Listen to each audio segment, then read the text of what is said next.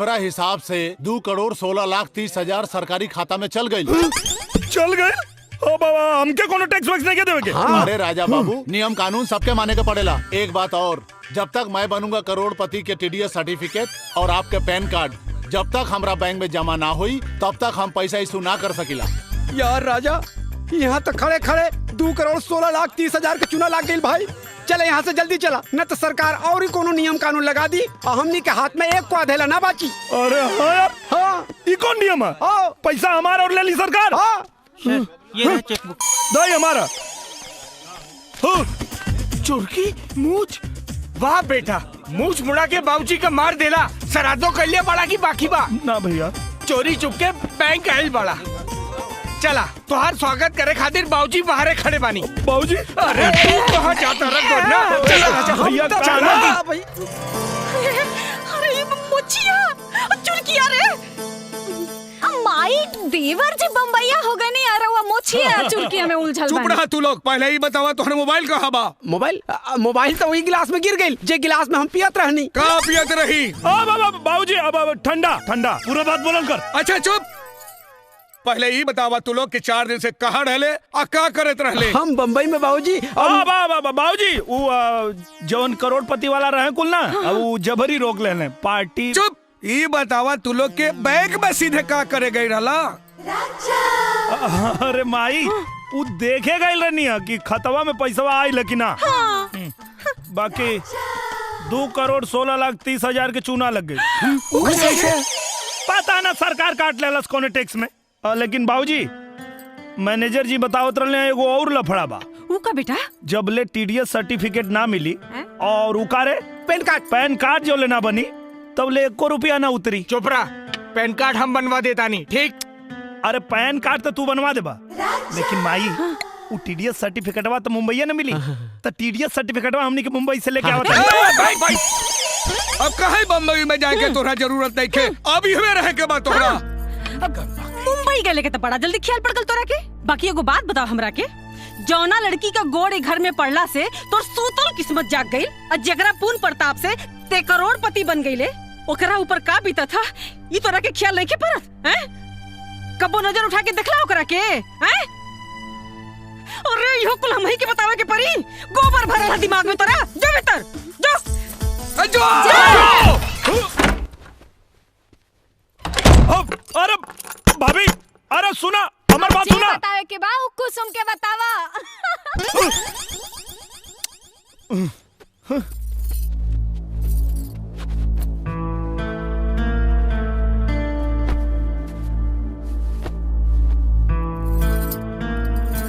अरे ई का करता रू? आप थक गए हो खब, पैर दबा देता। देखा कर कोनो जरूरत नहीं है। जरूरत कैसे नहीं खे जी? पति के सेवा कैल एगो पत्नी के धर्म हो खेला। देखा, हमरा से दूर रहिया और हमरा करीब आवे के कोशिश मत करिया। हमरा से दूर रहिया और हमरा करीब आवे के कोशिश मत करिया। हमरा से दूर रहिया और हमरा करीब आवे के कोशिश मत करिया। पहले हमार भी आओ करे बात तो।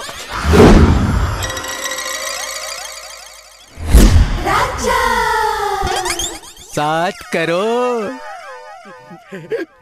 रुक,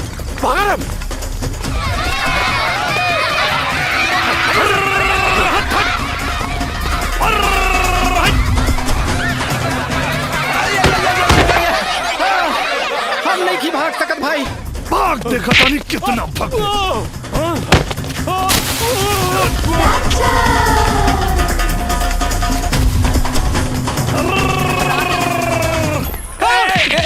सुना सुना सुना सुना, अरे डबड़ू, ये कुत्ते के जैसे हापत कहाँ भागल जात मारा? डॉक्टर कहना कि भागला से सेहत ठीक रहले। हाँ? अरे राजा, ये का बात बा भाई? ये ले भाग रहल बा, तू ये ले भाग रहल बारे। रोज योगा करी ले ना भाऊजी। हाँ, मिठाई इनके खियावे के रहला करोड़पति के तो खाते नहीं खा।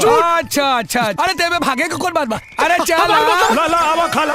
शर्मात काहे बड़ा आवा मिठाई है, खा ला। पहन ला, अब मतलब खा ला। डबड़ू आवा, गोड़ पर चल ये जैसे जायदा। अरे तू ना जनता अपने सबूत के। आवता आवता। गलती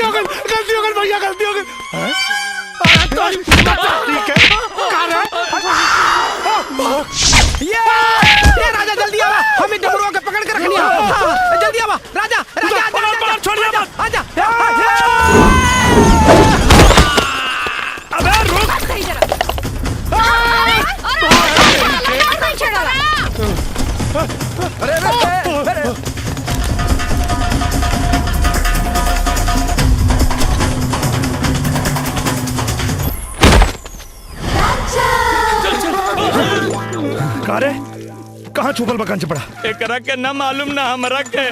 झूठ बोल बे। अरे बच फोन बाद में उठाइए, बता। बच गइल रे। बोल। ना मालूम ना। झूठ बोल बे। कसम से ना मालूम। गोलू कसम खाते ही भैया। बतावा नहीं तो तोनिए की लती आई। ए चाची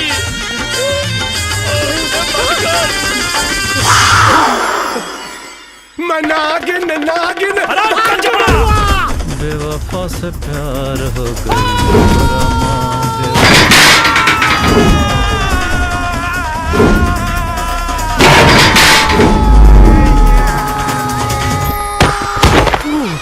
बच गई नहीं भाग कहाँ भाग में?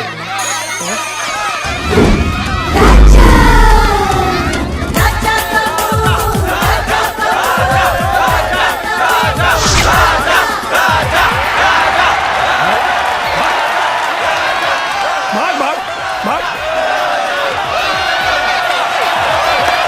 अरे साधु वो बारो ना जीत पाई। दवरुआ खातिर तालियां। चप्पल चोर डबरुआ।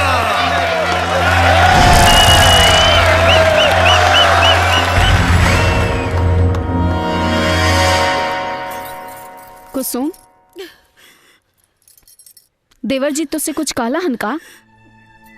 ये बात के तो दुख बा दीदी, वो हमसे कुछ कहबे न करेले। अच्छा अब समझ में आई, पागल कहीं का। देखा देवर जी नया सोच के नया जमाने के हवन, आ तू उनका सामने ऐसे 5 मीटर का साड़ी लपेट के रहबू तो कैसे कुछ कही है? तो के उनका सामने अपन जलवा तो देखा वहीं के पड़ी। हाँ समझ लो, हाँ समझ लो कहा। अबे गोदना, आज डाली के बहुत याद आवता यार। अबे धीरा बोला, अगर कहीं बाबूजी के बात के भनक लग गई तो तहार खटिया खड़ी अब बिस्तर गोल हो जाई। अबे चुप कर, जब बोली तब कुछ उल्टे बोली।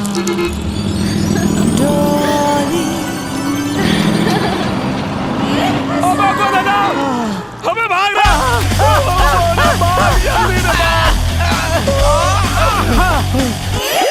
लेकिन हमने भागत काहे बानी? अरे भाई डॉली वहाँ आ गई यार। का डॉली? देखो भाई मजाक मत कर यार। अरे यार मजाक नहीं की करो, जोन बॉस गई है ना, मैं अब अपना आँख से निकली यार। अरे गजब हो गई अब का यार। हे भगवान। ए गोदन, तू कहत रहे ना कि तोर माई बाप 4 धाम के यात्रा पे गए बने। हाँ, तो काहे? अपना घर के चाबी निकाल। चाबी? अबे यार चाबी निकाल जल्दी। शॉर्ट कट मार के जल्दी बस स्टैंड पे जो। Bus stand? और डाली केहू से कुछ पूछो ओकरा पहले ओके लेके हमरा घर या नहीं तोरा घर या नहीं हमरा घर जल्दी लेके। घर तो हर घर तो हमरा तो कुछ नहीं के समझ में आता है। चाबी दे जल्दी जो। हाँ ठीक है, जल्दी लेके आ।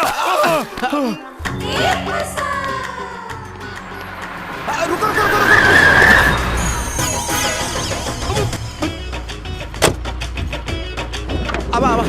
अब जल्दी आवा। ये हमार घर, अब मतलब राजा के घर। चलो दरवाजा बंद कर दे भैया। आवा लो। क्या जी, तुम तो अपने वाइफ को भूल ही गए हो। जीजू पहले दिया आशा, बाद में दिया झांसा। अरे ना ऐसा कोनो बात ना। गोदना से पूछा, अजय याद करता नहीं है ना? तो फिर मुंबई क्यों नहीं आए? देखो तुम्हारी याद में मैं आधी हो गई हूँ। का ना हम तावाई वाला रहनी, लेकिन पैसा में ना मिलल ना, पैसा ना मिलल। अच्छा जबले TDS सर्टिफिकेट ना मिली और उका कल जाला रे पैन कार्ड, वो दोनों मिली तब पैसा मिली। और जैसे पैसा मिले हम मुंबई आ जाए। तू लोग चलो लोग। जीजू तब तक हम लोग भी यहाँ रहकर इंतजार करते हैं। यस। अब अरे ना ये गांव देहात है ना, तो यहाँ बहुत धूल माटी उड़ेला। हाँ तो तू लोग यहाँ ना रहे पैबा लोग। अब पैसा मिली तो हम लेके आ जाए। तू लोग यहाँ रह के क्या कर बालो? सही बात जीजू मुंबई वापस चला। ले जो। जब आप यहाँ रह सकते हो जीजू, तब हमारी बहना क्यों नहीं रह सकती है? और जब हमारी बहना रह सकती है तो ये लकी क्यों नहीं रह सकता? जब लकी रह सकता है तो ये जैकी क्यों नहीं रह सकता? डार्लिंग, बेडरूम कहाँ है? बेडरूम अब लोग उन्हें तो बाथरूम बेडरूम तो ही ना। डार्लिंग, तुम मेरे आने की खुशी में इतने पागल हो गए हो कि तुम्हें ये भी याद नहीं कि बाथरूम कहाँ है, बेडरूम कहाँ है। बहुत ज्यादा खुशी हो रहा है। भाभी आई भाभी जी, हम बाथरूम बेडरूम दिखा दें। हाँ आई, दिखा आई, दे आई। दिखा दे। डार्लिंग, मुझे बहुत जोर की भूख लगी है, कुछ बनाओ ना। कुछ बनाओ ना। भाभी जी आओ ना। बनाओ ना। आओ।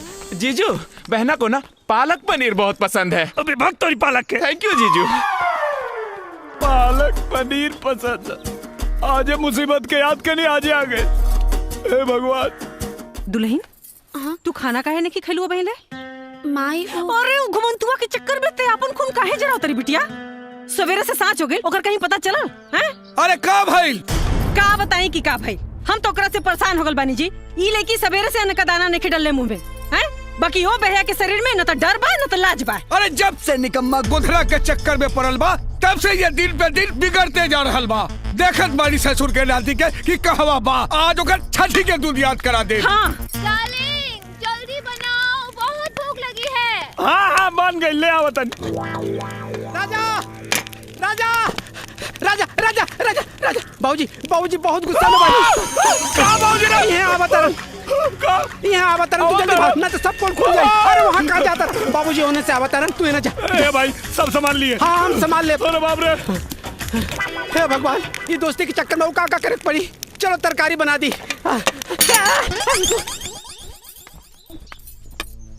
कहाँ रहले हरे? हम तोहरा के खोजत हरा रहल बाड़ी। बहू कब आइल हई? बाबूजी, अरे ससुर, हम तोहार ब्याह ई खातिर कैली कि तू सुधर जाबे। अरे तू सुधरबे का, उल्टे तू और बिगड़ल जा रहल बाड़े। एक बात कान खोल के सुन ले राजा, अगर तोहरे कारण हमरा बहू के कुछो भइल तो तोहार हाथ गोर तोड़ के घर में बैठा दे। निकम्मा कही के दिमाग खराब करके रख देलस। अरे रमेश के भाई, बिना मतलब डांटत रहे। पाँव लगी भौजी। ओ अरे आलू पालक की सब्जी, ई सब्जी तो राजा के बहुत पसंद बा। और लाई ना लेके आई। हाँ सब्जी लाई ना। ली आवा ना, इहो खा ले। हाँ ले आवा। करे तू यहाँ आके खाना खा रहल बाड़ा है? वहाँ मुंबई वाली भौजी पूरे गांव में खरमंडल नांदे जात रहली है। हाँ हम उनका के बड़ मुश्किल से मना के अब बाहर से दरवाजा में कुंडी लगा के आईनी है। तू जल्दी करा, नहीं तो सगरो खेला गड़बड़ हो जाए। ए भाई तन जो न जाके संभाल भाई जो।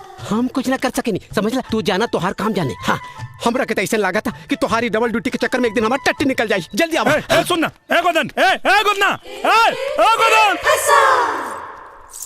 अब अभी ना खैले ही चल गिल देखा।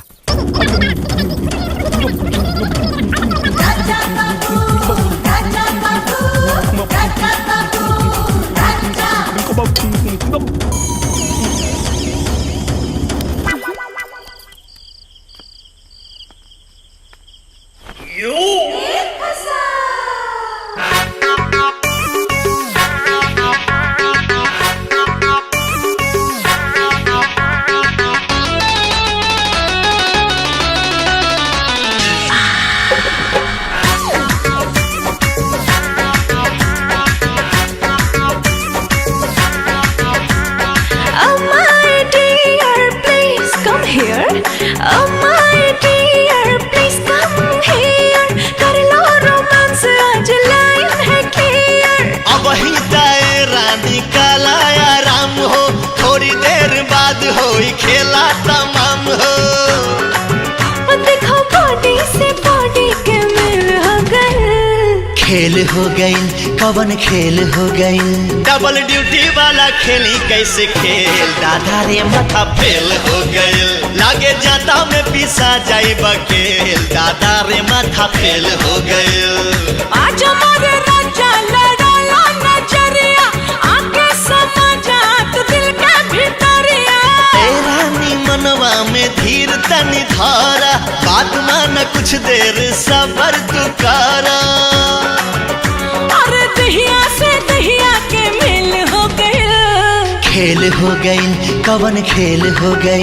डबल ड्यूटी वाला खेली कैसे खेल? दादा रे माथा फेल हो गई, लागे जाता में पिसा जाई बकेल। दादा रे माथा फेल हो गई।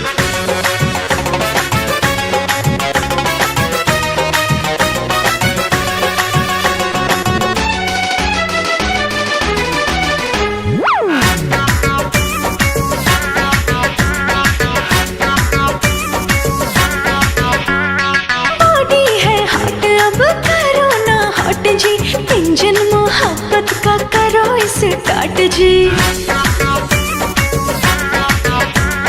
रात बाटे बाकी हो बात बाटे बाकी सजिया पे कुल्ही खुराफात बाटे बाकी। छनके लचूड़ी खनक जाला कंगना सोरहो सिंगार खोजे प्यार तो हर सजना। अरे भागला ऐसे जैसे जेल हो गए। खेल हो गई हो कवन खेल हो गई डबल ड्यूटी वाला खेली कैसे खेल दादा रे माथा फेल हो गई लागे जाता में पिसा जाइब गेल दादा रे माथा रे फेल हो गई।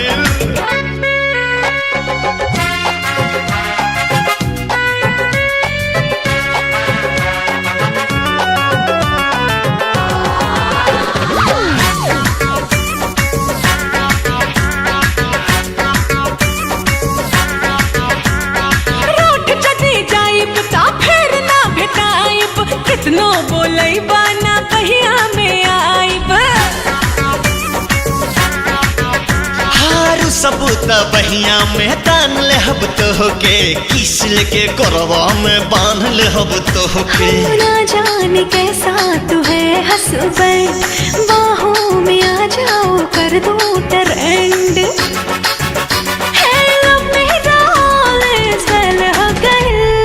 खेल हो गई कवन खेल हो गई डबल ड्यूटी वाला खेली कैसे खेल दादा रे माथा फेल हो गई लागे जाता में पिसा जाई बकेल दादा रे माथा फेल हो गई।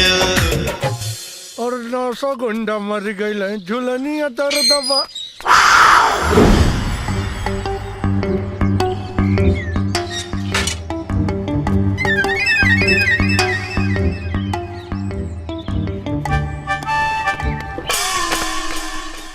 गोदना के घर से रजवा चोरी छुपे काहे जाता? कुछ तो लफड़ा। 80, 81, 82, 83, 84, 85, 86, 87, 88, 89, 90, 91, 92, 93। गोधन तो अपने घर पे होगा। तो ठीक है लेकिन तू लोग के बड़ा सुक्का पंखी लगा। I am lucky and he is my friend Jackie. Yes. गोधन? अरे गोधन अपने घर पे होगा बताया ना। अरे पर ये गोधन का ही घर है। क्या हुआ भैया? अरे ये क्या?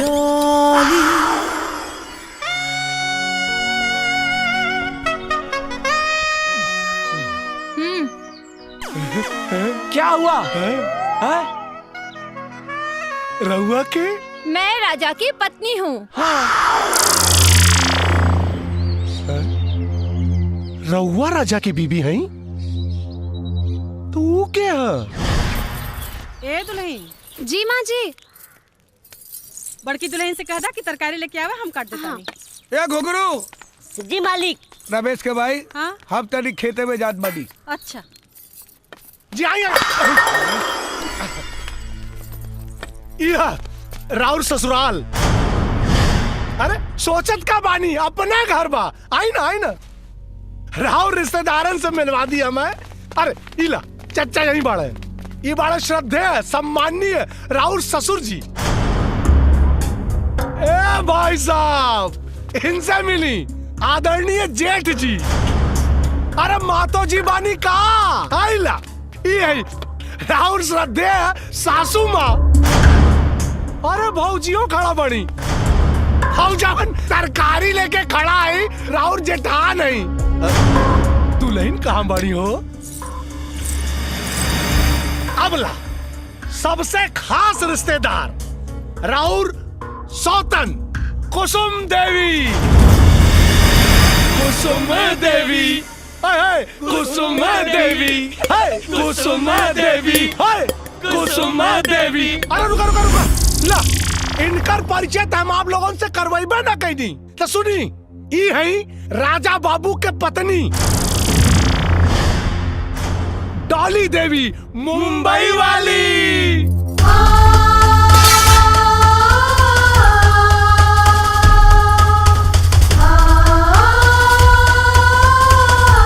ए चच्चा अरे राजा बाबू कहाँ बड़े हो?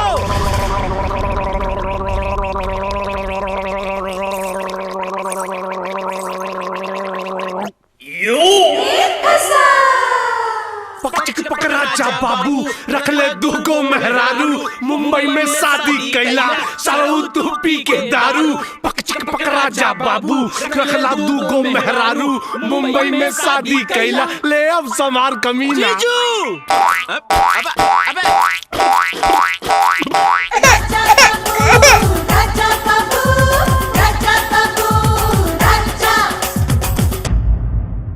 सरपंच जी, ई राजा जात बिरादरी गांव समाज के मुंह पे कालिक पोत के ऐसन घिनौना काम कैले बा कि शर्म के मारे शर्मिंदा हो जाए। सबसे पहले ई गांव के भोली भाली लड़की कुसुम से ब्याह कैलस, ओकरे साथ जिए मर के कसम खैलस, हर सुख दुख में ओकर साथ देवे का वादा कैलस, और ओकरे बाद यहाँ देखी इस शहर के भोली भाली लड़की के फसौलस, झूठा प्यार के झांसा देके अपना हवस के शिकार बनौलस। ई वासना का पुजारी है राजा। एक सिर्फ एक का काम है, भोली भाली लेकिन के अपना प्यार के जाल में फंसा के उनका जिंदगी बर्बाद कइल। अरे ई राजा इस समाज के नाम पे कलंक है। ऐसा व्यभिचारी और दुराचारी समाज खातिर घातक होने, एकरा चलते सरपंच जी हमरे जैसन सीधा साधा नौजवान का भविष्य खतरे में बा। आप लोगन से विनती बा महाराज कि ये राजा के सिर्फ जात बिरादरी से ना, गांव समाज से मुंह करिया कह कहकर निकाल दे जाओ। ये सब झूठ है, ये सब झूठ है सरपंच जी। ये हमारा बेटा के फंसावे के साजिश है। दीनदयाल जी, पंचायत के काम में दखल अंदाजी मत करी। का सही हो का गलत हो, एकर फैसला पंचायत करी। डॉली, तोहार राजा से का संबंध हो? राजा मेरी बहना का पति है। तू चुप रहा। ये पंचायत हो, सवाल जकरा से कइल जाला जवाब भी वह देला। डॉली, जवाब द। मैं राजा की पत्नी हूँ। एकर का सबूत हो कि तू राजा के पत्नी हो? चेक लगी। ये है सबूत।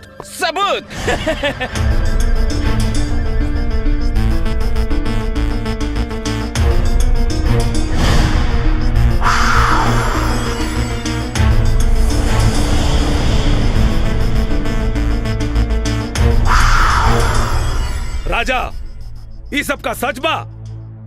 हाँ, डाली हमार पत्नी बाड़ी। तो फिर ई के बा? इनका से हमार बिया भइल बा, लेकिन हमरा मर्जी के खिलाफ भइल बा। हम इनका के कबो अपन पत्नी नहीं मन ले, और ना ही कबो अपना पत्नी के दर्जा दिले बानी। हम अपने पत्नी के दर्जा सिर्फ डाली के दिले बानी। कुसुम, अब तोहार का कहना हो? ई सच बात बा सरपंच जी। ई आज ले हमरा के अपन पत्नी न मन ले, लेकिन हमरा मन मंदिर में पति के रूप में यह समाइल बाणे। यही से जो ना चीज में इनकर खुशी बा, वही चीज में हमरो खुशी भी बा।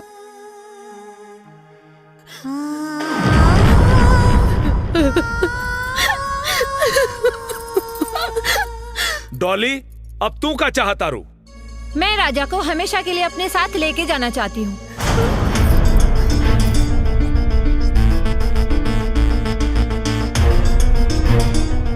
दोनों पक्षों के बात सुनला के बाद पंचायत ए फैसला पर पहुंचल बा कि दीनदयाल के छोटका बेटा राजा दूगो शादी के अपराध कैले बा। बाकी पति के छत्र छाया से वंचित रहला के स्थिति में राजा के संपूर्ण चल और अचल संपत्ति मुआवजा के तौर पर कुसुम के दिहल जाता, जौना में राजा के जीतल 7 करोड़ रुपया भी शामिल हो। चूंकि राजा व डॉली साथ साथ पति पत्नी के रूप में रहल चाहता रे, ये खातिर राजा डॉली के सुपुर्द कइल जाता। अब डॉली राजा के लेके कहीं भी जाए ले स्वतंत्र बाड़ी।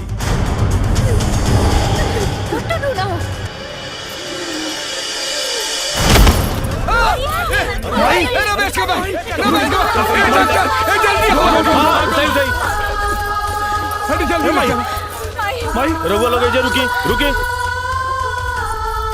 अरे प्रधान जी देखी। बहना बहना सुनो तो सही। भैया ये तो सारा पाशा ही उल्टा पड़ गया।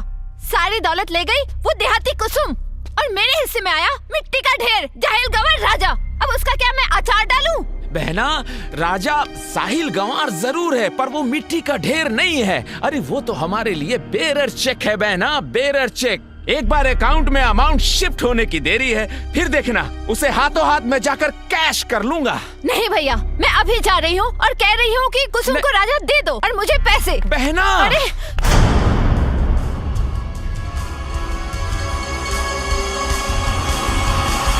कुछ तो करना पड़ेगा ना, वरना ये राजा नाम का बोझ जिंदगी भर सर पे ढोना तुम पड़ेगा। चिंता मत करो बहना, कोई न कोई रास्ता निकलेगा जरूर, क्योंकि लकी के लक से भी 2 कदम आगे चलता है बहना। लकी ये सब छोड़ो, पहले ये चल के देखो वो ओल्ड लेडी जिंदा है या मर गई। मर जाए तो ज्यादा अच्छा है।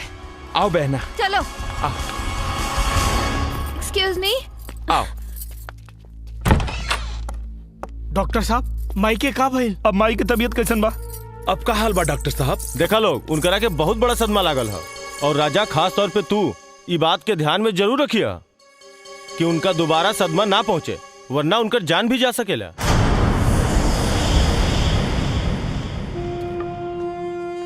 सरपंच जी हम पंचायत के फैसला के सम्मान करत बानी, बाकी हमरा पंच लोगन से एगो विनती बा, जबले राजा की माई पूरी तरह से ठीक ना हो जाए तबले राजा के रोक ली, न तो बेटा के दूर जाए के गम में उस सदमा बर्दाश्त न कर पाई और मर जाए।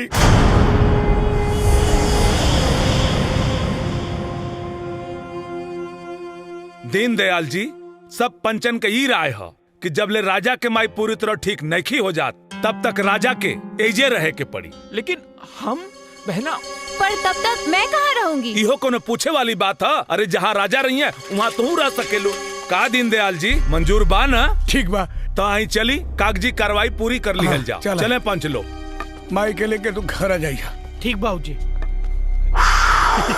पक चिक पक राजा बाबू चल गईल ओकर जादू जे भइल से भइल अब गुस्सा थूक दी और ये पीठ ठंडा। एक बात बताओ, अगर ते हमारा जगह रहते तो क्या करते?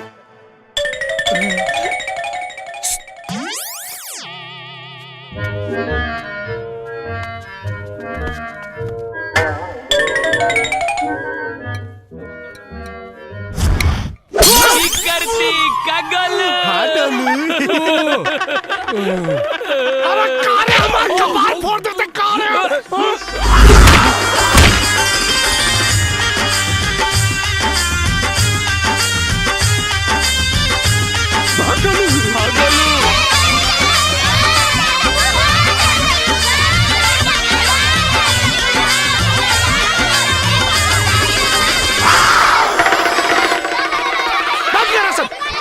गोलू गोलू ए घुंगरू जी मालिक। ये लोग के कमरा दिखा दो। जी।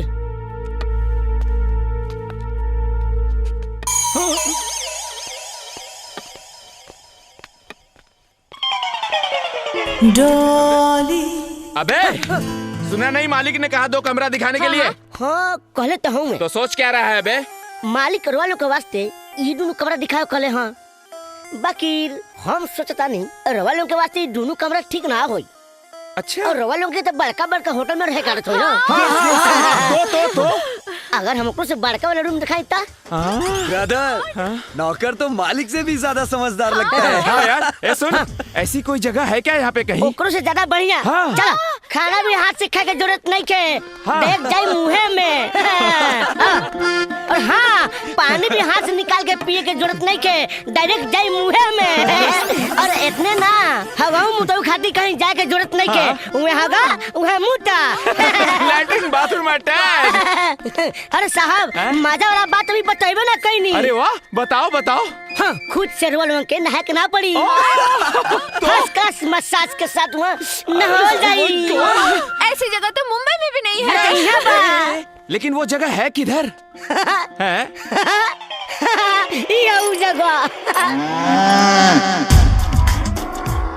यू रास्कल, तो कौड़ी का नौकर हमसे मजाक करता, मैं तुझे जान भैया, ये गांव के लोग कितने बदतमीज होते हैं। Yes! चलो। हाय हो हमार लाल। तो के छोड़ के कहीं न जाए भाई, हम कहीं न जाए, बस तू जल्दी से ठीक हो जा, तू चिंता मत करा, हम कहीं न जाए। राजा भैया, उजन सामान गोधन गड़े पड़ल बा, तो कुल मंगोले हलो। माई, हम अभी आओ तनी,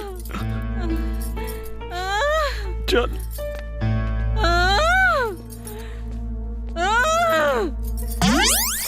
माई, देखा लोगन, देखा नहीं ना, वो चकचनहरी की एक बुलावा पर 2 मिलावट पहुंच गल, चुहाड़ कहीं के। अरे बिटिया, बिटिया रुआ जिन, अरे तू का बचता रू, हम बीमार बनी। अरे ना रे पागल, हम एकदम ठीक बनी, देख हमरा के कुछ नहीं के भइल। जिन रुआ बिटिया, ना रोए के, हैं? हमरा कुछ नहीं के भइल। उ का बचतिया, उहे एगो नौटंकी बाज बिया, अब ओकर असली पाला पड़ल बा नौटंकी बाज से। देखे उ डाल डाल चली त हम पात पात चलम। देखिए हमरे बेटा की कैसे लेके जाले यहाँ से उ। तू तनको चिंता मत कर बिटिया। बिटिया, जब वो यहाँ कुछ दिन रही ना हमार बेटा राजा, तो ओकरा खुदे समझ में आ जाई कि का सही है और का गलत। समझाई ना एकरा के जी। अरे तू चिंता जिल कर बेटी, हमरा राजा के हमली से उ छीन ना पाई। उ जौना वक्त के इंतजार कर रहल बानी ना, उहे वक्त के इंतजार हमहू कर रहल बानी। इंतजार इंतजार, आखिर कब तक? मैं इस घटिया कमरे में नहीं रह सकती। बहना, बहना, जब तक पैन कार्ड और टीडीएस सर्टिफिकेट नहीं आ जाता तब तक हमें यहीं रहना पड़ेगा बहना। अकाउंट में एक बार अमाउंट शिफ्ट हो जाए बहना, फिर देखना हम उनसे सौदा करेंगे और कहेंगे राजा बाबू लो और पैसे हमें दे दो। फिर देखना बहना, जिंदगी भर ऐश करोगी बहना, ऐश ही ऐश। डोली खूब बल लगा के पड़ जा। हेलो जीजू। हेलो। ए घुघरू, एगो बोरा बिछा दा। बहू जी बाबूजी। ये कुकरन के भी खाना देना। जी। हेलो, आई एम नॉट कुकुर, I am lucky and he is Jackie. Yes. हमने क्या खास मेहमान के कुकुरे कहा जाला। Okay, Very then nice. I am lucky कुकुर, ही इज जैकी कुकुर। बैट कुकुर। Okay, thank you. ओके। हाँ, बहुत जोरों की भूख लगी है, जल्दी से मुझे खाना दो। हमने के यहाँ आदमी का खाना खैला के बाद औरत खाना खाली सब पहले ना। What rubbish! भूख किसी का इंतजार नहीं करती। ए लड़की! Excuse me, मैं लड़की नहीं, आपकी बहू हूँ। जोर जबरदस्ती रिश्ता जोड़ने की कोशिश मत करा। हाँ। मेहमान बारू तब मेहमान बन के रह।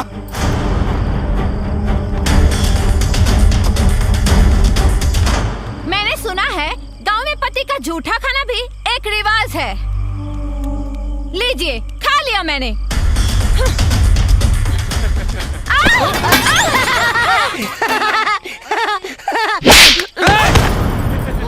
मेहमान बारू देख कर तभी ना कि तू जोर बदतमीजी करबू वहाँ बर्दाश्त कर ले। ए बहू! जी बाबूजी। कल से ये लोग के खाना ना बनी, ये लोग अपन खाना खुद बनाई और खुद खाई और साथ में ई होकलिए के साथ खाई। निकम्मा कहीं की। हाँ हाँ, बना लेंगे। हाँ। जैकी, चलो कल से अपना हाथ जगन्नाथ।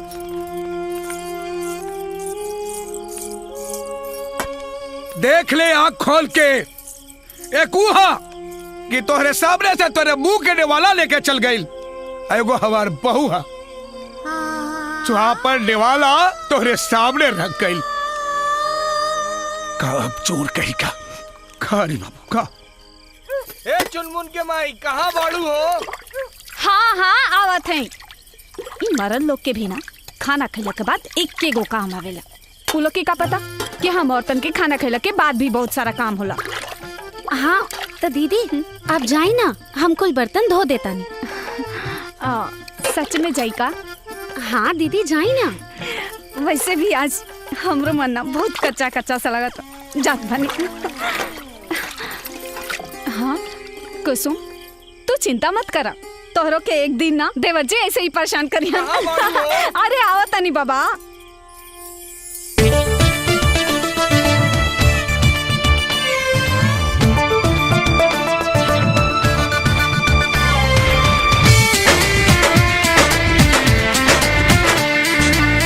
सबके हु खा के सुत गइल वैसा जानवा छोड़ न कलाई ढोले बेदो बरतनवा ए सबके हु खा के सुत गइल वैसा जानवा छोड़ न कलाई ढोले बेदो बरतनवा प्यार करे खातिर पूरा रात बाट बाकी बतावा गोरी कबले रजाई में सता की बतावा गोरी कबले रजाई में सता की अरे खुबुड़ करबू जाग नहीं है काकी अरे खुबुड़ करबू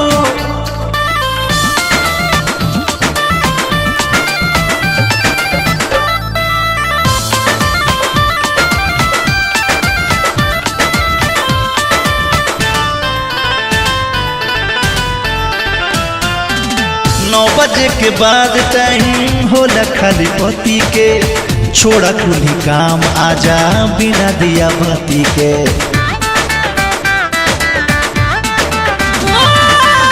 रात भर लगे रहो गलत निशाकर तब ले चढ़ावा राजा तकिया पे कवर चले नहीं दे हो आज तो हरो चला की बतावा गोरी बतावा गोरी कबले रजाई में सता की बतावा गोरी कबले रजाई में सता की अरे खुबुड़ करबू जाग नहीं है काकी अरे खुबुड़ करबू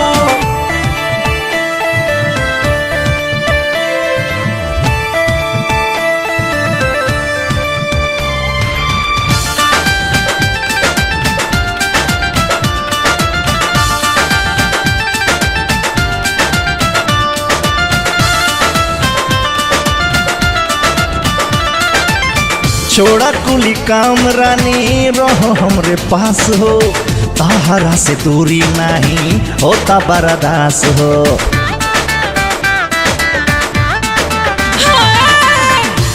राजा लाजवाली हाज हो रोज के मजा लगे ले बाज हो खुला खिड़की के बाड़ी सबे झांकी खुला खिड़की के बाड़ी सबे झांकी बतावा गोरी कबले रजाई में सता की बतावा गोरी कबले रजाई में सता की अरे खुबुड़ करबू जाग नहीं है काकी अरे खुबुड़ करबू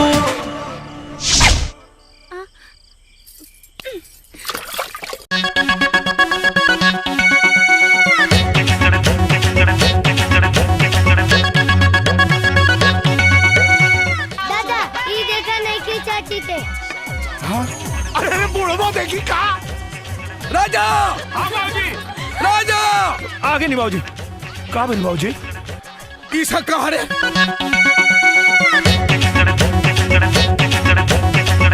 एक बात सुन एकरा ला सरब बा कि ना हम नहीं की जानत बाकी हमरा ला सरब बा एक बात कान खोल के सुन ले आज के बाद अगर ऐसा भइल तो फिर सोच लिए चल रे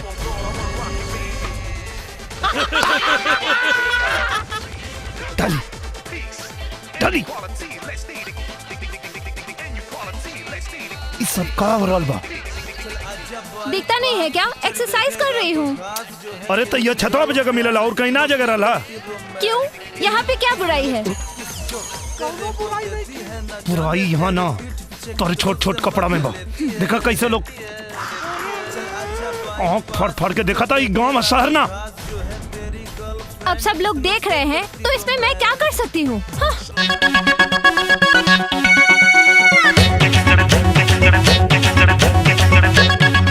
सुना डार्लिंग, अब तो के क्यों घूर घूर के देखी तो हमके अच्छा लगी। चला ना है?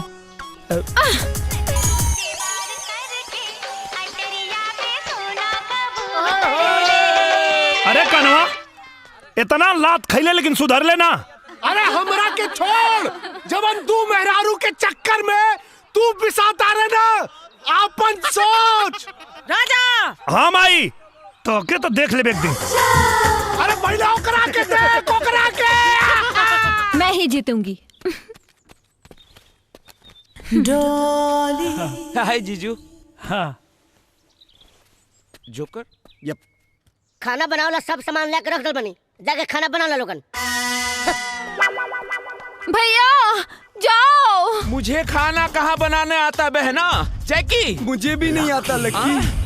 अब राजा तुम्हें तो बहुत अच्छा खाना बनाना आता है। हाँ? जाओ ना प्लीज। हाँ ठीक बा ना। हाँ हम बना देता नहीं। खेला लो।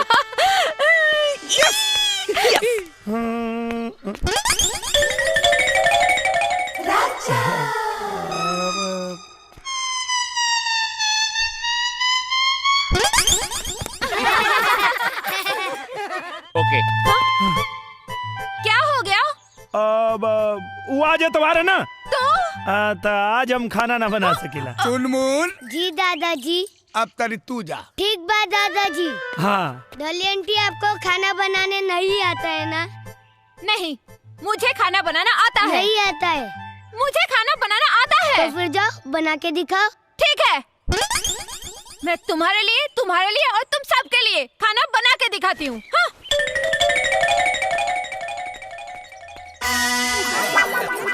घुघरू। हाँ मालिक। खाना डॉली।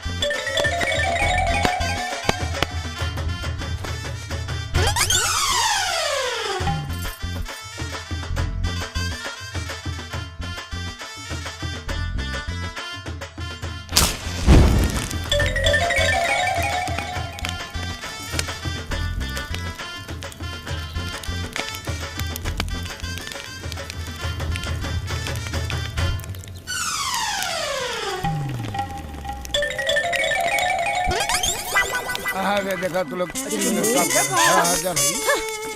डॉली। अरे चुनमुन, अब तोरे खातिर चॉकलेट लेवे चलब। डॉली।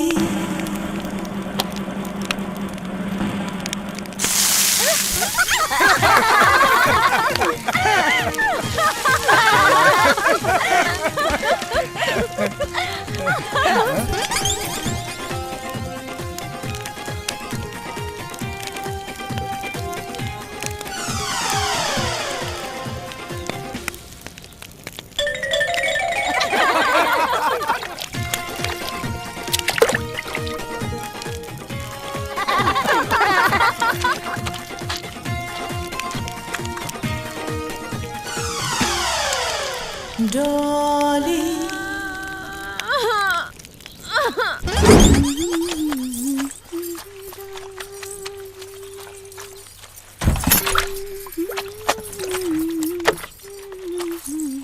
छी, हाउ डर्टी! कितने गंदे लोग रहते हैं यहाँ पे।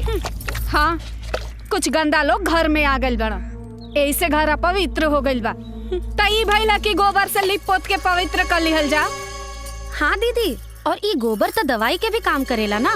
एकर महक से दिमाग के गंदा कीड़ा कुल मर जाला। कितनी घटिया सोच है तुम लोगों की। जानवर का लैट्रिन लेके हाथ से फैला के पूरा गंदा कर रहे हो घर। तुमसे तो बात करने में भी घिन आ रही है, जाहिल कहीं की। बड़ी आई बताने वाली। जा जल्दी से जा। अब तुमके तो हम बतावतानी कि गोबर का चीज होखेला। चुनमुन, जल्दी आवा।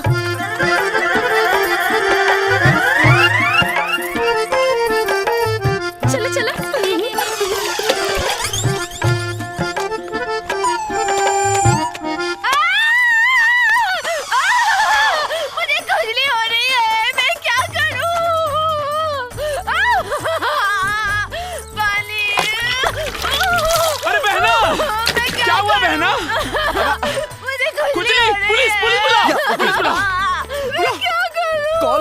एम्बुलेंस एम्बुलेंस मंगाओ। और क्या हुआ बहना? अरे फायर ब्रिगेड को फोन लगाओ यार। एक खुजली तक गोबर लगावला से जाई ना। हाँ दीदी, लेकिन ई गोबर के छुई है कहाँ? गोबर तो जानवर के लैट्रिन होला, गंदा होखेला ना। अरे यार बहना नो, बहना नो, बहना नो, बहना पॉटी, बहना पॉटी, जानवर का टट्टी बहना, पॉटी बहना टट्टी, आई मीन जानवर का टट्टी बहना। क्या करूं मैं बहना?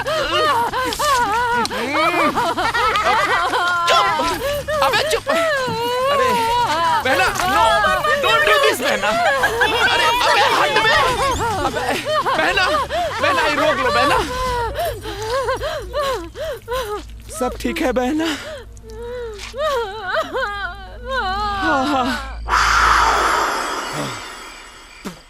उस्ताद अंग्रेजी दारू बा, नीट पीहे तो कलेजा जल जाई। अरे कलेजा तक कब से जरत है गोलुआ। ये कलेजा तो तबे ठंडा हुई जब वो रजवा के मुंह पे कालिक पुताई। ये कौन बड़ा मुश्किल काम बा। एक आइडिया आ गइल। अगर गड्ढा खन के पानी डाल के ओमे करिखा मिलाई के अगर तू रजवा को में ढकेल दा तो मुँह का पूरा शरीर ही करिया हो जाए। का गोलू? हाँ डोलू। उस्ताद जी। अरे कौन मनोज गाड़ी में तोनी के अपन चेला बनौनी रे। मूर्ख। अबे करिखा का बात ना करतानी, हम बेइज्जती का बात करतानी। और ओकर बेइज्जती तो तब हुई जब बात ओकरा इज्जत पे आई। और ओकर इज्जत है शहर वाली।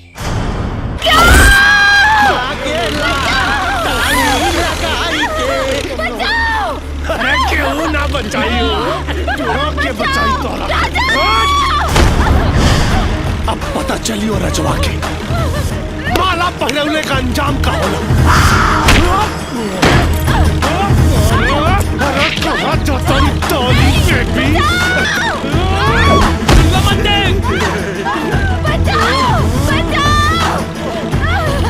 गोलुआ इस सहरिया वाले का खियावा न रे। मालूम नहीं के हम पता करो रे।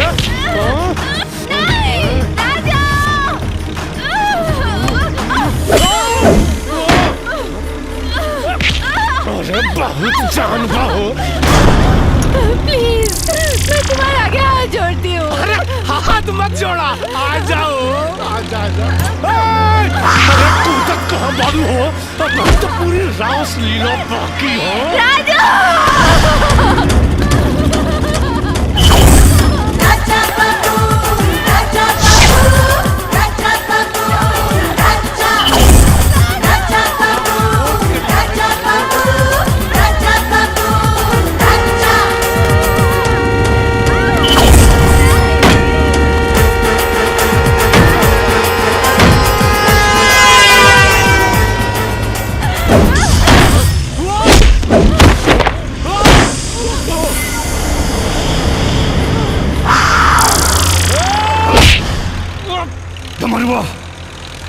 डाली हमरा घर के इज्जत पे और हमरा घर के इज्जत पे हाथ डाल के तू अपना मौत के दावत दे ले बार।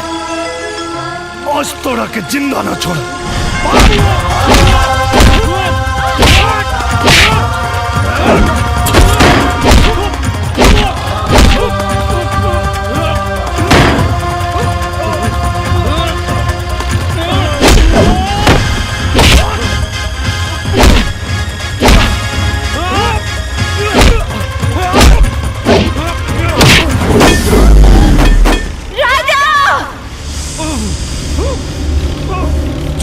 माला थे तो शहर वाली का मजा हमले।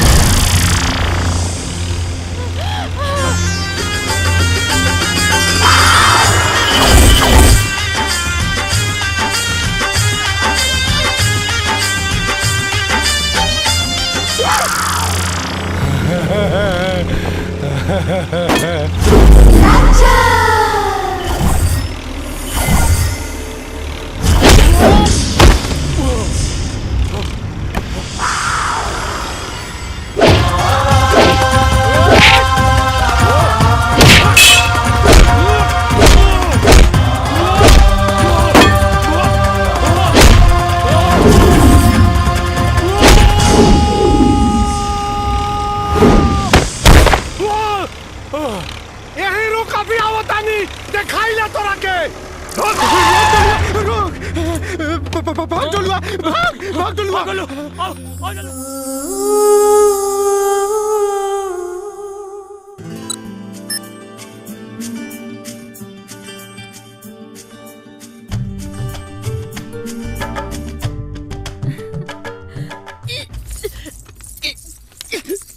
कुसुम का भइल कुसुम?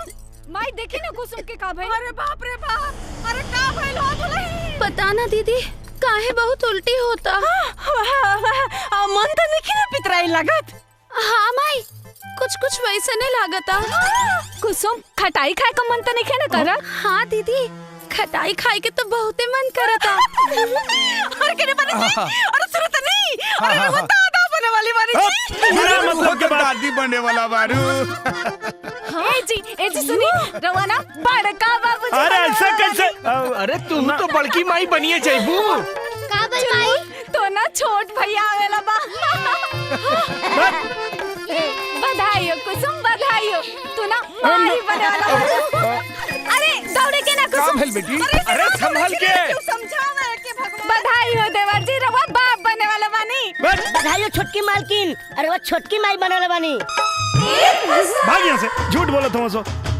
अरे सुना, हम बताओ तो। अरे सुना, हमार बात सुना। अरे हमार बात सुना। हमार बात तो सुना।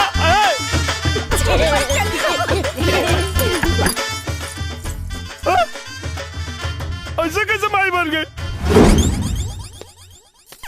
रमेश जी बाबूजी। एने आवा, खेत पर मजदूर आवे वाला बा, जाके सारा गेहूं कटवा लिया। बाबूजी हमरा के कृषि विभाग के ऑफिस जाए के बा। रहुआ एक काम करी, घुंघरुआ के भेज दी। अरे घुंघरुआ बाजार गइल बा। तो रहुआ चल जाई। अरे हमरा घुटना में इतना दर्द हो रहल बा, हम कैसे चल जाई? तब के जाई बाबूजी? अब हम कह जानी के जाई? बाबूजी हम चल जाए का? ठीक बा, अगर तोरा जाए के मन बता तो जा सकेला। ठीक बा, जाता नहीं। सुना, पूरा खेत कटवा के आई हा, एने ओने घूमे मत चल जाई हा। हम चाहता नहीं कृषि विभाग।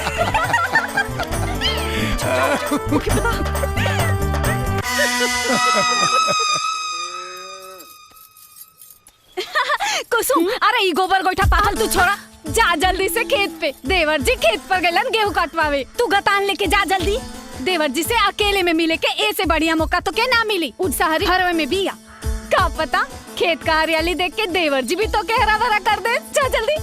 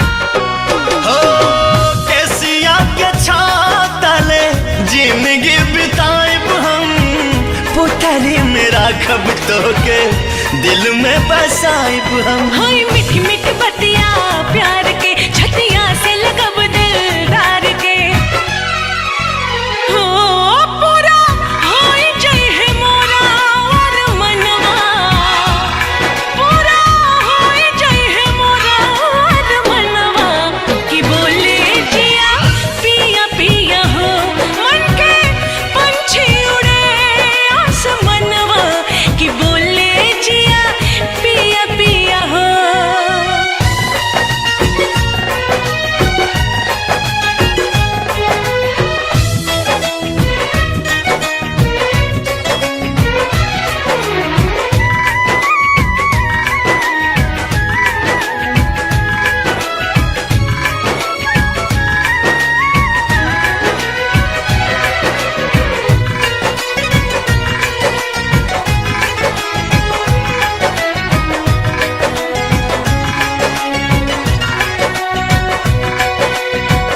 करे है किसानी सैया दूर से निहारब हम धूल माटी देही आगे अचरा से झारब हम।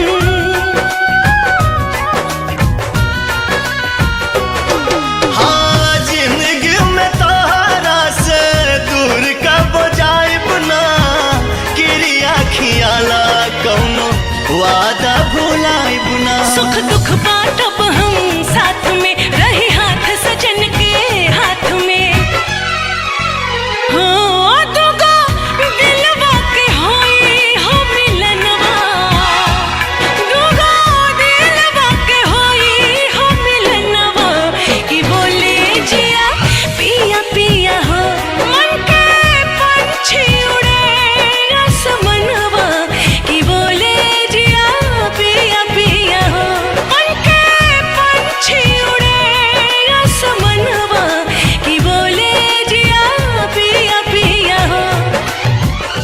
अरे जे तू काल सुन लू सब झूठ रहे। अच्छा ये बतावा, जब आज तक हम कुसुम के छुअबे न कईनी तो वो माई कैसे बन जाई?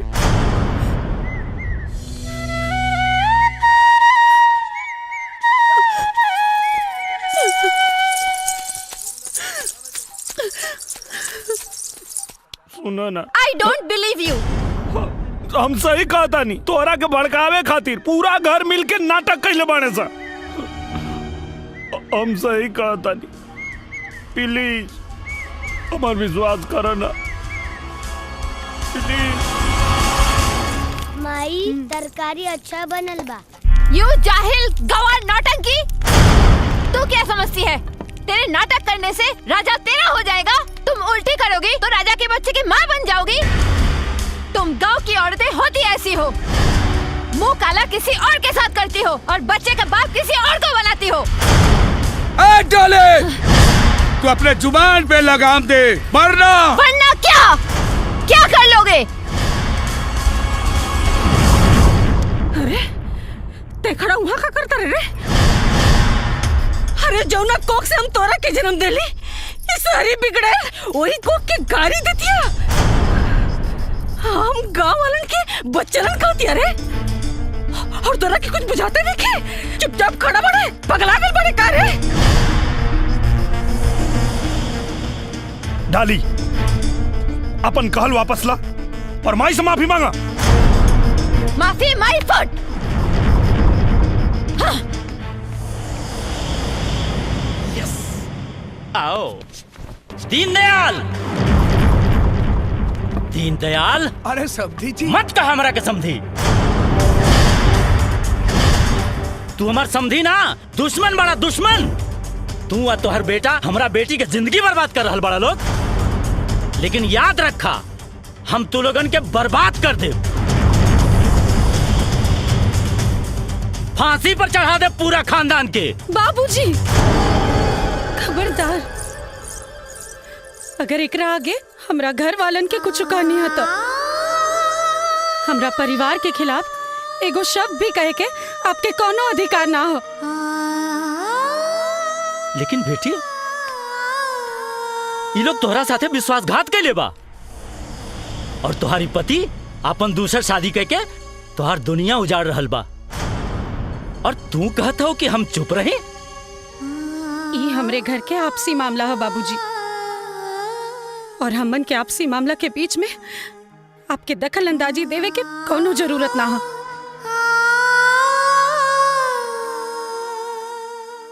बाकी कुसुम बेटी, हम कोनो गैर ना, तो हर बाबूजी हैं। हाँ बाबूजी,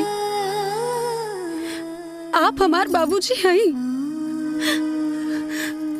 लेकिन जे दिन आप हमार कन्यादान कर देनी, वही दिन से हम ही घर के बहू हो गए नी बाबूजी।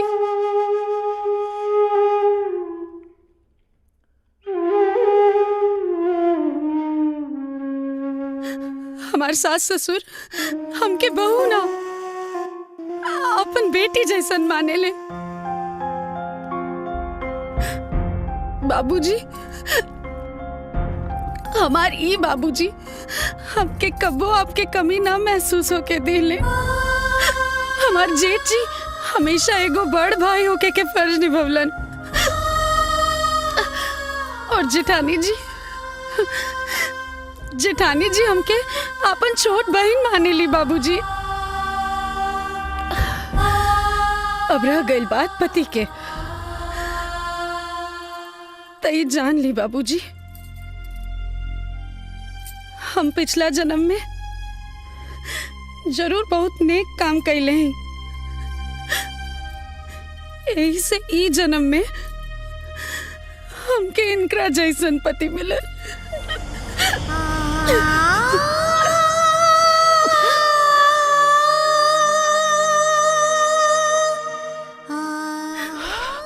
वाह बेटी वाह,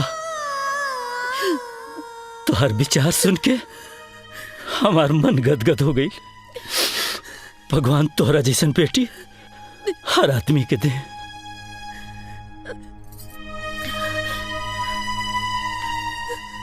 भगवान तोहरा के खुश रखे, सदा सुहागिन रखे, सदा सुहागिन रखे।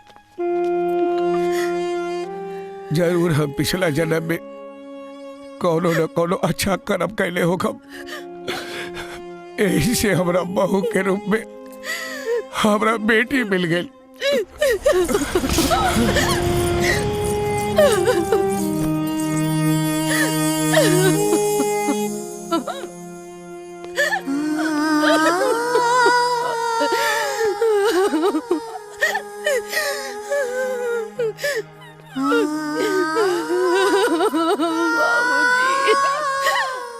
कुसुम,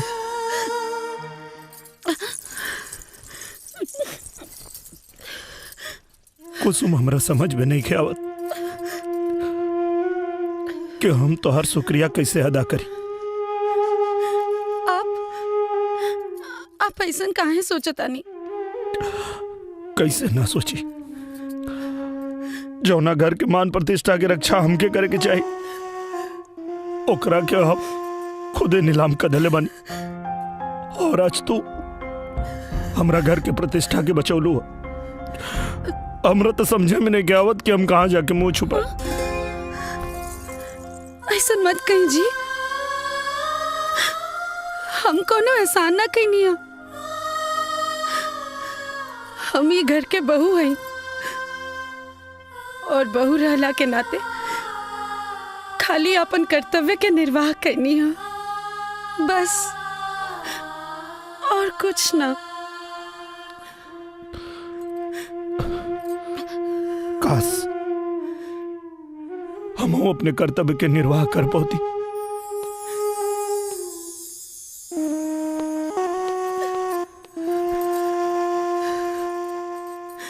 कुसुम, कुसुम, बधाई हो देवरानी जी, बधाई हो। कम से कम देवर जी के अपन गलती का एहसास तो भाई। खाली एहसास कैला से का होई दीदी, हम तो आज भी उनके खातिर पराये बानी। पागल कहीं के, जब सावित्री अपना पति का प्राण यमराज से छीन के लेके आ सकेली, तई सहरी का का औकात जे तोरा पति के तो से छीन सके। अरे हाँ, कल ना तीज का त्योहार है, तू खूब मन से भोले बाबा के मनैया, उ तोहार सुहाग तोहरा के जरूर लौटा दी हन। अब चला हजरत, हाँ जा तैयारी करा जा। डाली माई से माफी मांगा, माई से माफी मांगा। सिस्टर सिस्टर सिस्टर ओपन द डोर सिस्टर।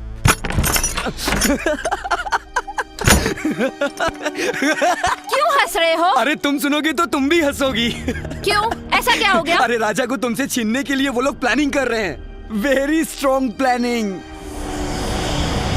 इन बेवकूफों को ये भी नहीं मालूम कि तुमको राजा नहीं सिर्फ मनी चाहिए।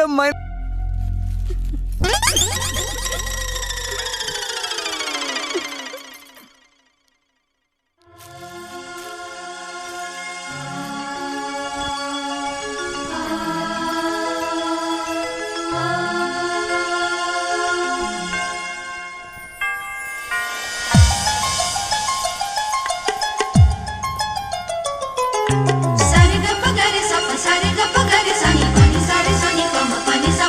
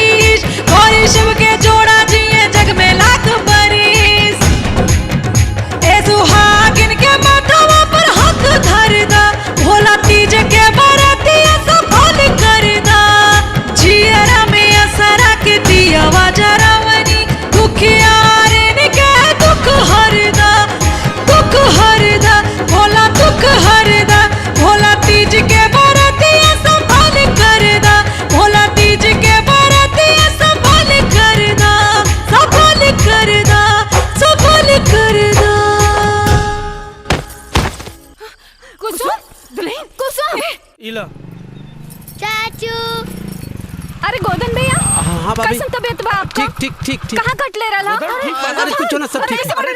अरे माई हम ठीक बानी। सब ठीक बा भैया। अरे गोधन कैसन बा तोहर? अरे कोनो बात नहीं के बाबूजी, सुई दे देले बा, एकदम ठीक हो जाई। कोनो ए रमेश, एकरा के उठावा, आले चल खटिया पर रखा। अरे नाना बाबूजी। अरे चुप, जब तक तोहरे भाई बाबूजी चारों धाम से ना आ जाइहन तब ले तू लेकिन हमार हजामत करके सामान तो घर में रह गइल बा। अरे भाभी, खाना निकाला ना, बहुत जोर से भूख लगल बा। रवा के कुछ होश खियाल बा? का भाई? कुसुम अबही ले आपन व्रत नइखे तोड़ ले, ओही तरह भूखल पियासल पड़ल बिया। काहे? जैसे कि रवा के कुछ पते नइखे कि जबले एगो तीज का सुहागन अपन पति का आशीर्वाद ना ले ले तबले व्रत ना तोड़े ले। लेकिन रवा के का फर्क पड़े वाला बा? वो खाओ पियो चाहे ना खाओ पियो, जिए चाहे मर जाए, रवा के वो देवता माने ले। लेकिन रवा देवता ना, पत्थर है पत्थर। लकी भैया, लकी भैया, अरे आप आ गए? आप जल्दी अंदर आइए ना, मुझे आपको कुछ दिखाना है, प्लीज जल्दी आइए।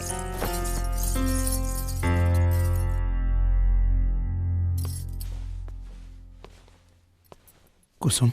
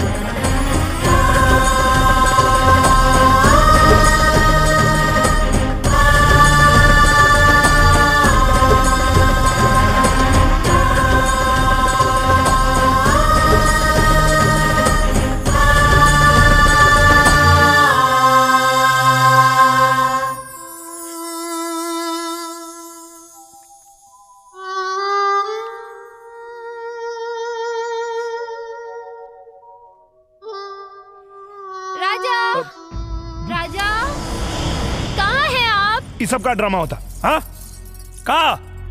जब पंचायत में एक बार फैसला हो गई तई खाना पीना छोड़ के का साबित कर चाहता रू? ये सब खाना पीना छोड़ला से कुछ होके वाला नहीं के। अब चल जो, खाए के बाद तो खो, नहीं तो मत खो।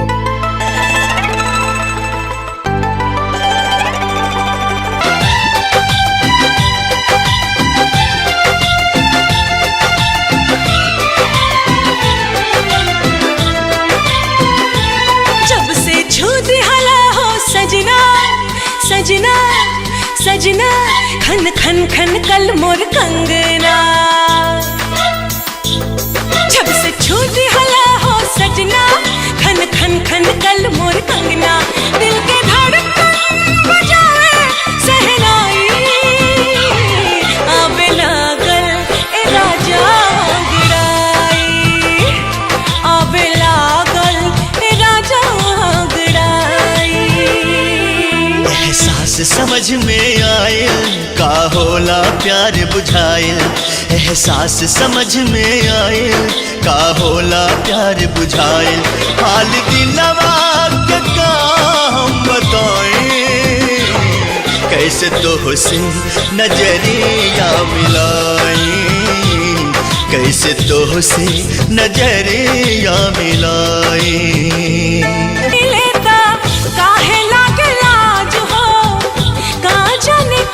हमरा भइल बाजू हो,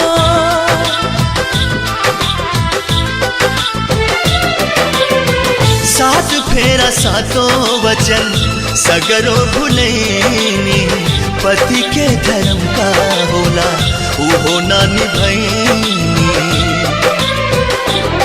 हम तो जन्म जन्म कह के पाई, आवे लागल ए राजा अंगड़ाई हो, आवे लागल ए राजा अंगड़ाई।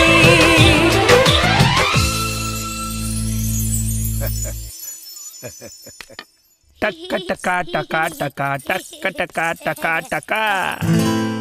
इश्क हुआ कैसे हुआ, जैसे हुआ अच्छा हुआ, ना मैं जानू।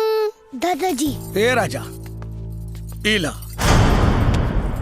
इका बाबूजी तोरे चेक बुक और ई तुहार टीडीएस सर्टिफिकेट और पैन कार्ड। अब खरा खरा मुंह का देखत बड़ा, जा बैंक से सारा पैसा निकाल के लिया हुआ आज सीधे बहू के हाथ में देना। और हाँ ओकरा बात तू कहीं चल जा, कौनो बात का चिंता नहीं की। और हाँ हमरा कहे से तू इतना दिन रुक गईला ओकरे खातिर धन्यवाद बाबूजी। वैसे भी देवर जी रउआ के तो हीरोइन जैसन बेहरारू चाहत रहल ना, देखी भगवान राउर सुन लेलन और रउआ के तो हीरोइन दे देलन। हाँ बेटा हम हो एकदम ठीक बानी, डॉक्टर कहना है कि कोनो दिक्कत ना है, हैं? अब तू बेफिक्र होके जा सकेला।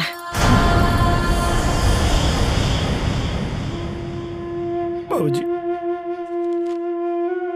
बाबूजी हमसे गलती हो गई बाबूजी, हम कहीं ना जाए बाबूजी, उनके माफ कर दे। तू का समझेला कि तोहरा से प्यार करेली? का बोला? अरे उधर तोरा पैसा से प्यार करेली। सुना जा पूरा पैसा निकाल के ओकरे हाथ में दे दा, फिर देखा पैसे के कमाल। हाँ जा। हाँ बाबूजी। जैकी यस चलो।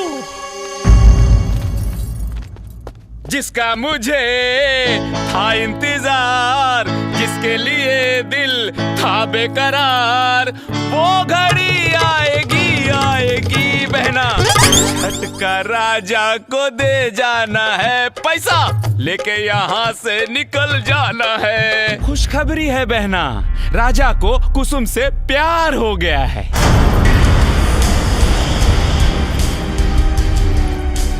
अब पैसा तुम्हारे पास खुद ब खुद चलकर कदमों में आने वाला है बहना। नहीं भैया मुझे पैसा नहीं, राजा चाहिए। ये क्या बोल रही हो बहना, तुम्हारा दिमाग तो नहीं खराब हो गया है? मुझे राजा से प्यार हो गया है। क्या? अगर दौलत रहेगी बहना तो ऐसे सैकड़ों राजा तुम्हारे कदमों में होंगे।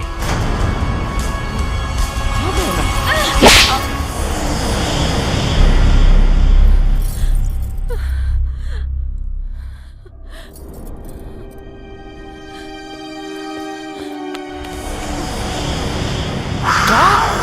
7 करोड़? हाँ। हमला! जीजू जीजू। अरे लकी तू यहाँ कैसे? जीजू आपने हमारे लिए इतनी मेहनत की है जीजू कि हमारा भी कुछ फर्ज बनता है ना। मतलब? मतलब ये जीजू कि ये बैग हमको दे दे जीजू। बैग दे वही खातिर ले आइल बानी, तोरा के ना तोरा बहन के दे। बहना ये बोझ नहीं उठा पाएगी जीजू, ये बैग हमको दे दो जीजू।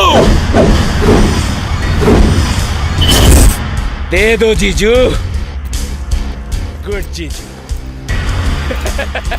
ये बनेगा करोड़पति। चल बे जैकी, मैं बनूंगा करोड़पति। मैं बनेगा करोड़पति।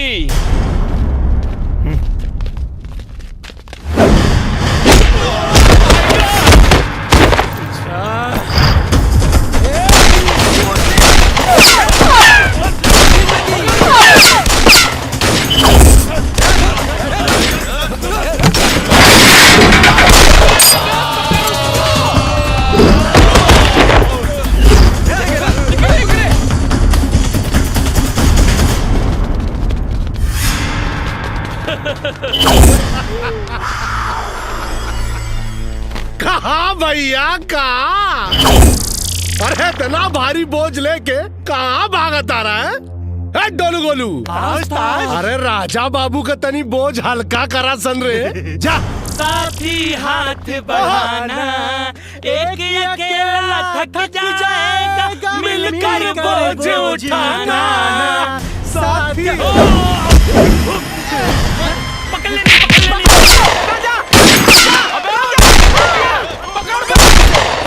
पैसा पकड़।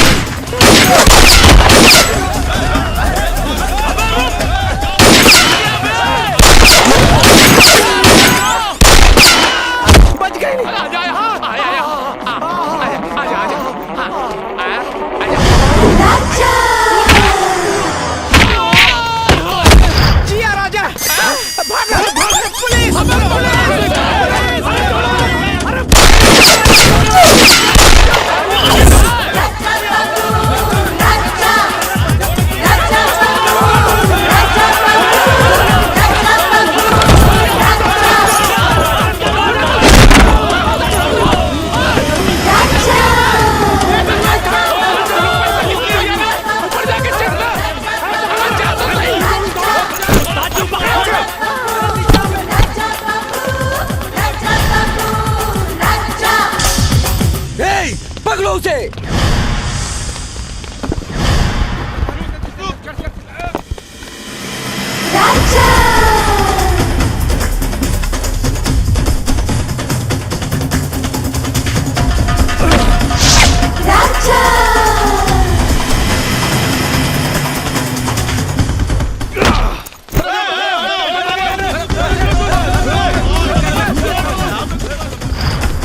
रुक जाओ राजा बाबू।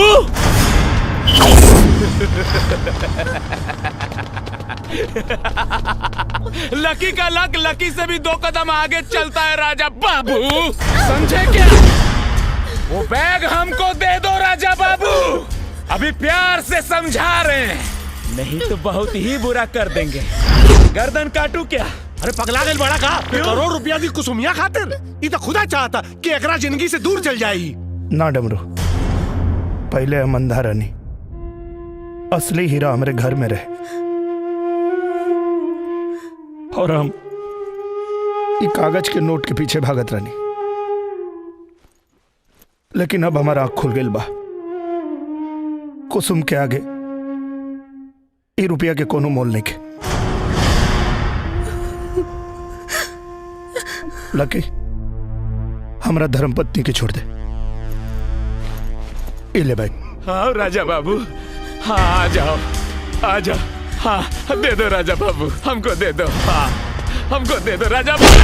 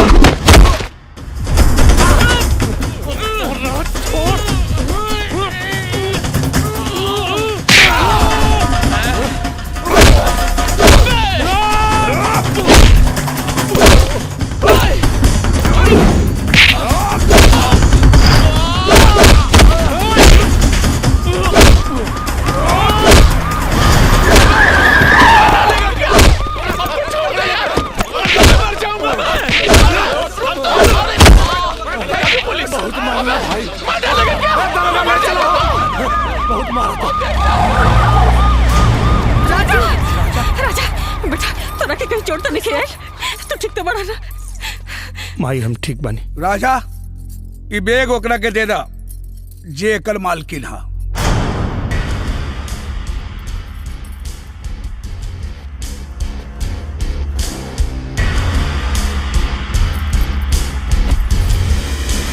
सुनिए, इसकी मालकिन मैं नहीं कुसुम है, इसे ले जाकर कुसुम को दे दीजिए। हाँ, एकर मालकिन कुसुम बा, लेकिन एकर जरूरत तोरा के ज्यादा बा। बैग ला और जा यहाँ से। मैं सुन रही हूँ, इसका मतलब ये नहीं कि आप कुछ भी बोलते जाए। राजा सौदा भी पूरा नहीं के भाई, जा जाके जमीन जायदाद के कागज लेके आवा, तब जाके सौदा पूरा हुई। मैं राजा के लिए दुनिया की सारी दौलत को ठोकर मारती हूँ, मुझे सिर्फ और सिर्फ राजा चाहिए। चलिए राजा। हम तोरा साथे ना जाए। क्यों? काहे से कि अब हम कुसुम से प्यार करी ले। रंग बदलने में तो आपने गिरगिट को भी मात दे दी। कल तक तो आप मुझसे प्यार करते थे और आज आपको कुसुम से प्यार हो गया है। तब कहाँ गया था ये प्यार, जब भरी पंचायत में आपने मुझे अपने पत्नी होने का दर्जा दिया था।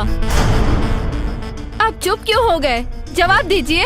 अभी सरपंच जी भी यही मौजूद है। कह दीजिए कि आप इनके फैसले को नहीं मानते हैं। राजा, पंचायत के फैसला तो के माने के पड़ी। सरपंच जी, सरपंच जी, सरपंच जी, सरपंच जी, सरपंच जी, दया करी सरपंच जी, दया करी।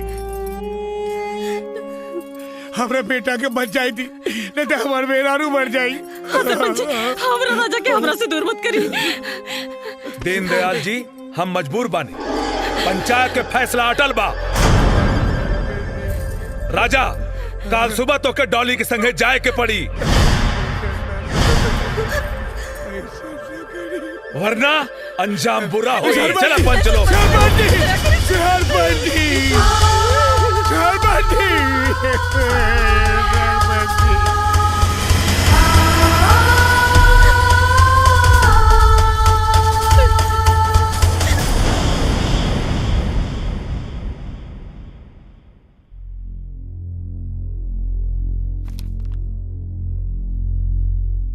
माफ कर दो।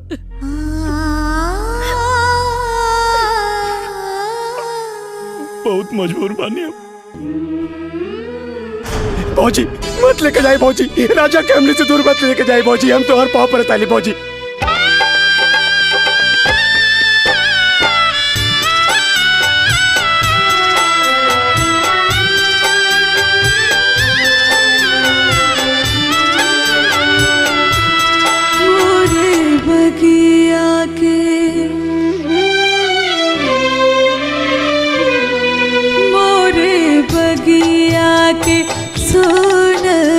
सुगनवा सुगनवा कहवा उड़े रे चलने हो मोरी बगिया की सोन सुगनवा सुगनवा कहवा उड़े रे चलने हो। पूछे निमिया से पुरवा पवनवा सुगनवा मोरा कहाँ रे चल रे हो मोरे बगिया के।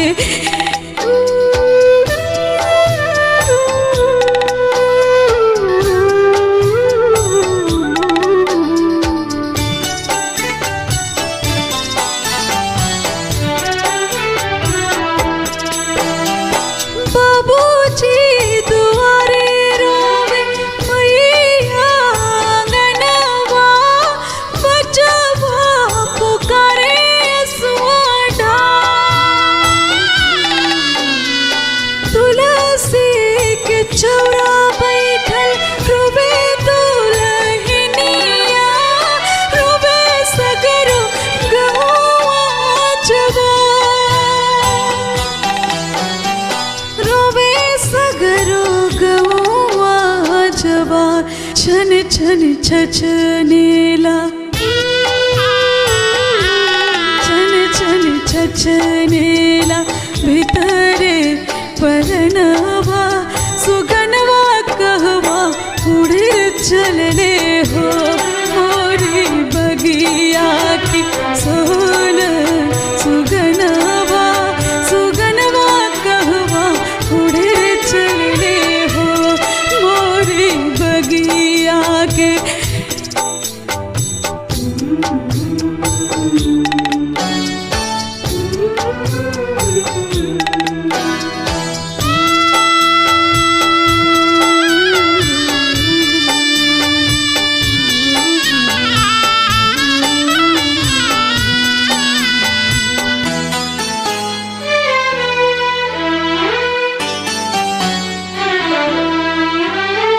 काठ के कर जवा बनौले सवरिया कहे चले हमारा से दूर। तेरे लेहले मुहावा छुड़ाए लेहले हथवा कहीं हम कौन हो कसूर। कहीं हम कौन हो कसूर। कैसन जिंदगी में कैसन जिंदगी में लागल गरहनवा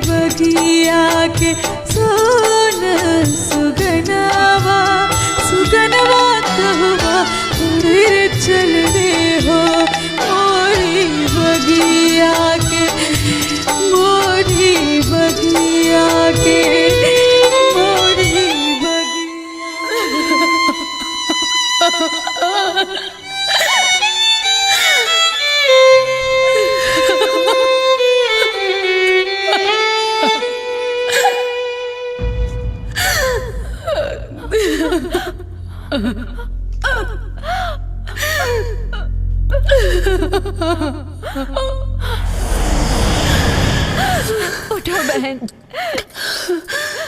मत रो। अब तुम्हें रोने की कोई जरूरत नहीं। ये सच है कि मैं यहाँ पैसों के लिए आई थी, लेकिन यहाँ पर आने के बाद मुझे पता चला कि प्यार क्या होता है, रिश्ते क्या होते हैं। मैं राजा से सच्चा प्यार करने लगी हूँ और अपने प्यार में स्वार्थी होके एक परिवार से उनके बेटे को छीनने जा रही थी। एक पत्नी से उसके पति को छीनने जा रही थी। राजा, मैं आपके शरीर को ले जाके क्या करती? आप आत्मा और दिल से तो कुसुम के हो चुके हैं। मैं आप सबके गुनहगार हूँ, मुझे माफ कर दीजिए, मुझे माफ कर दीजिए, मुझे माफ कर दीजिए।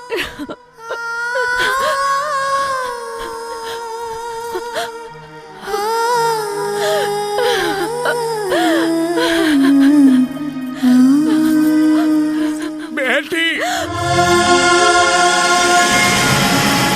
बाबूजी,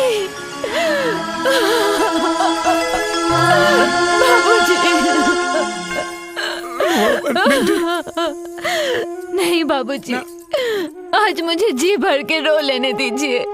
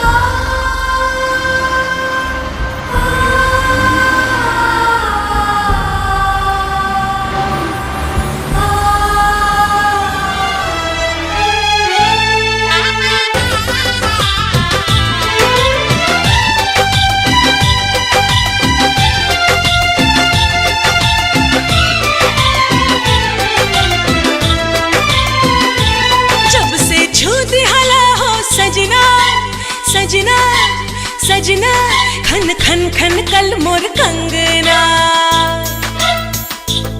जब से छूटी हला हो सजना खन खन खन कल मोर कंगना।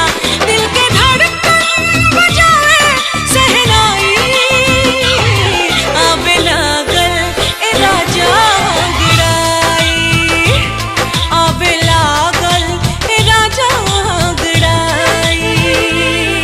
एहसास समझ में आयल का होला प्यार बुझायल, एहसास समझ में आयल का होला प्यार बुझायल।